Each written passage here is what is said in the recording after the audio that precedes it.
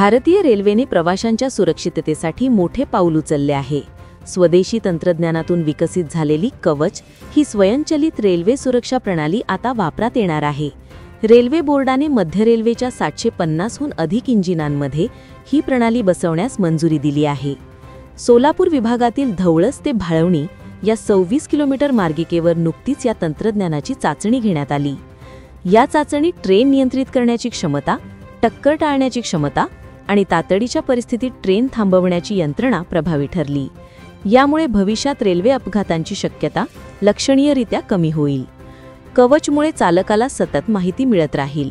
वेग जास्त झाल्यास किंवा सिग्नल पाळला गेला नाही तर प्रणाली आपोआप हस्तक्षेप करेल आणि गाडी सुरक्षितपणे थांबवेल। रेल्वे प्रशासनाच्या मते या यंत्रणेच्या वापरामुळे प्रवाशांचा प्रवास अधिक सुकर आणि निश्चिंत होणार आहे।